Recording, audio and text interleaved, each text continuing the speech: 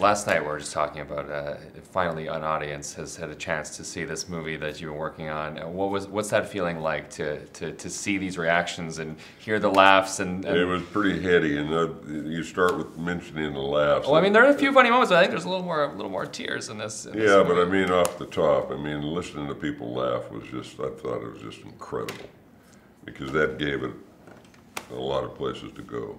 I mean, it gets pretty dark down toward the end.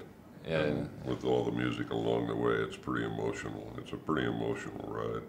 But to have all those laughs out of the top, I hope that happens in every situation where the movie plays. You know, this is a pretty loaded audience up here in Toronto. These people love film. The Q&A questions are always so on point. Yeah, They're very dedicated fans. Yeah. Now, this story itself, as someone like yourself, spent a large amount of your time in the spotlight. How close to home is a story like this for you? I don't think story-wise that it No? was close to home at all, because I haven't had some tortured path that I've been on. I mean, you I see know me about making. I know about sacrifice. I know about pitfalls. I know about pain of the journey, but I've never been addicted to anything. Yeah, I mean, yeah, the journey of the sacrifice, like you say, along the way to get to a place like this. Love and loss and all that stuff is real for all of us. You know, I mean, that's a common journey for a lot of us. Maybe most of us, if we're lucky. You know. And working with Bradley on this as first, big directorial debut, incredible. It was an astounding thing to see this kid, and I think he's a kid because I'm so much older than he is. It was astounding to see him at work and be able to work at his side. It's just, he's brilliant. You know, I mean, he's a brilliant man, period. As it turns out, he's a brilliant filmmaker. Are any reservations going into a project when you're working with a first-time director? No. Are you a little kind of like... No. I was curious. Oh, wow. I was curious because our first encounter, I'd never met Bradley before.